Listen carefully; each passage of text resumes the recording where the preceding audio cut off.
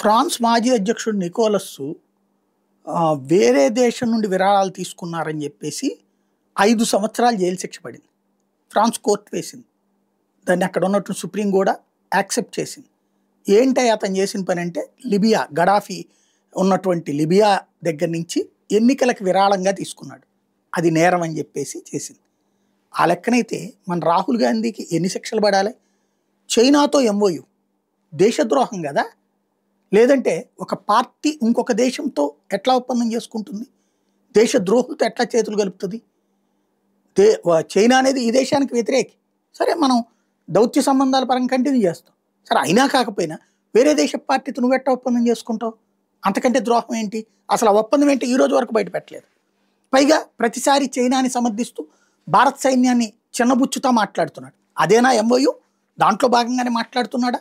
అట్లయితే కనుక దేశద్రోహం కింద అరెస్ట్ చేసి జైల్లో పెట్టి బయటకు కూడా రానియకూడదే. రెండవ కాన్సెప్ట్ వచ్చేటప్పటికి, అమెరికాలో ఉన్నటువంటి డీప్ స్టేట్ ఏదైతే ఇప్పుడు నేపాల్లోనో శ్రీలంకలోనో ఇట్లాంటి చోట్ల ప్రభుత్వాలు మార్చినటువంటి వర్గంతో పదే పదే మీటింగ్లు అవుతున్నాడు. అలాగే వాళ్ళకి సంబంధించినటువంటి ఫండింగ్ సంస్థల నుంచి కాంగ్రెస్ పార్టీకి సంబంధించిన సోషల్ మీడియా గ్రూప్స్కి ఫండింగ్లు వస్తున్నాయి. ఇవన్నీ కూడా దేశద్రోహమే కదా. మరి అక్కడే అదే ఫ్రాన్స్ లాంటి కోర్టులు, ఫ్రాన్స్ లాంటి చట్టాలు ఇక్కడ ఇంప్లిమెంట్ అయితే అసలు జైల్లో నుంచి బయటకు కూడా రాడేమో.